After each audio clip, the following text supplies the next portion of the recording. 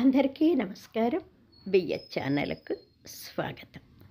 కొంచెం జలుబు చేసి గొంతు బాగలేదండి. అయినా కానీ రామాయణం చెప్తున్నాను మధ్యలో ఆపొద్దనే ఉద్దేశం చొప్పున ఈ మధ్యన కొంచెం చెప్పడానికి కూడా కొంచెం వీలు పట్టలేదు ఆరోగ్య దృష్ట్యా. అందుకని చెప్పాలి ఎలాగైనా అని చెప్తున్నానండి. దయచేసి గొంతు బాగలేదని మాత్రం అనుకోకండి. భావం మాత్రమే వినండి. ఇంకోటండి, రామాయణాన్ని వినండి. గేయ రూపంలో చెప్తున్న రామాయణము చాలా గొప్ప కావ్యము. రామాయణాన్ని వినటం వల్ల చాలా మంచి జరుగుతుందండి. కాబట్టి రామాయణాన్ని వినండి. అసలు శ్రీరామ అంటేనండి, ఆనాడు వశిష్ఠ మహర్షి నారాయణలోని రా, నమశివాయలోని మా తీసుకొని రామ నామకరణం చేశాడు కదండి. రా అంటే పాపాలు పోతాయండి. మా అనలేదనుకోండి పాపాలన్నీ మళ్ళీ వెనక్కి వచ్చేస్తాయన్నమాట. అందుకని రామ అంటుండాలి. అంటే రామ అనటం వల్లనండి ఇటు హరిని ఇటు హరుణ్ణి కూడా మనం స్మరించుకున్నట్టు అవుతుందన్నమాట.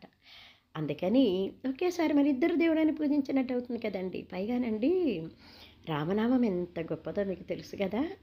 శ్రీరామ రామ రామేతి రమే రామే మనోరమే సహస్రనామ తత్తుల్యం రామనామవరాననే అని 3 సార్లు అంటే చాలండోయ్.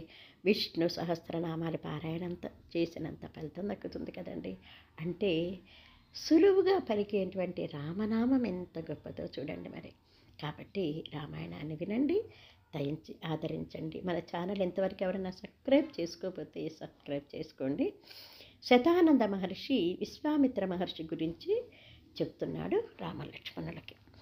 గాయత్రి మంత్ర సృష్టికర్తగా జ్ఞాన సంపదను జనులకు పంచగా శకుంతలకు కన్న తండ్రిగా, శకుంతలకు కన్న తండ్రిగా భరతునికి పితామహునిగా, రామ లక్ష్మణుల గురువుగా అస్త్ర విద్యలు బోధించగా, రామ లక్ష్మణుల గురువుగా అస్త్ర విద్యలు బోధించగా, జనకుని వంశము తరింపజేయగా, జనకుని వంశము తరింపజేయగా, పురుషోత్తముడే వెంట నడవగా, జనకుని వంశము తరింపజేయగా, పురుషోత్తముడే వెంట నడవగా, జనకుని కొలువులు అడుగు పెట్టగా,